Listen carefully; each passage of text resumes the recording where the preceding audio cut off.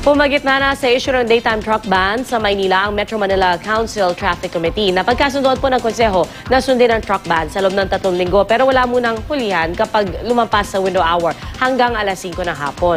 Balita natin ni Steve Dailisan. Nakatenga pa rin ang mga cargo container na ito sa Manila North Harbor. Tuloy ang tigil delivery ng grupo ng mga trucker laban sa truck ban ng Maynila. Hindi lang sila ang apektado kundi pati raw mga importer at manufacturer. Immediately ang inihiling namin ay suspindihin yung ordinansa. No?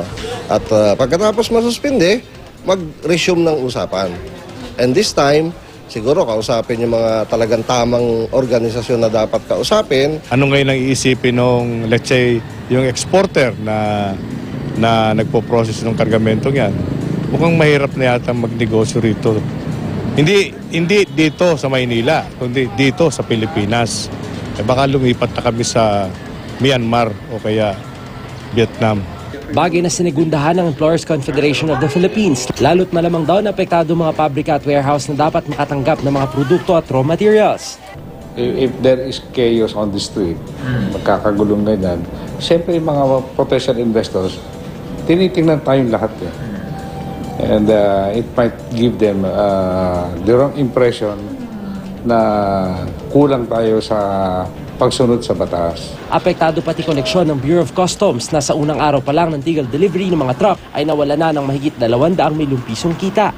Pero nagkibit balikat lang ang pamahalaang lungsod ng Maynila, lalo't base sa kuha ng mga CCTV ng MMDA sa unang araw ng truck ban ay maluwag ang traffic.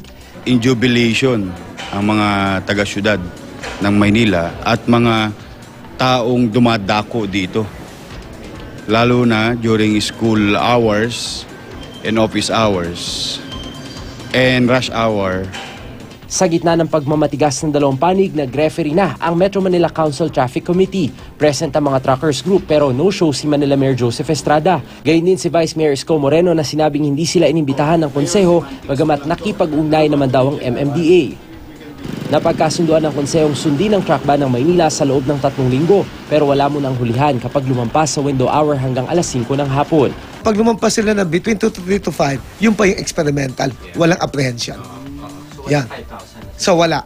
Pero kapag lumampas sila ng 5 o'clock, which is existing natin truck ban, uhulihin sila. We can study it, but for the meantime, everybody should follow. Di naman makapagdesisyon ng mga trucker kaya ikukonsulta raw muna nila sa mga miyembro ang bagong panukala. Steve Dailisan, GMA News.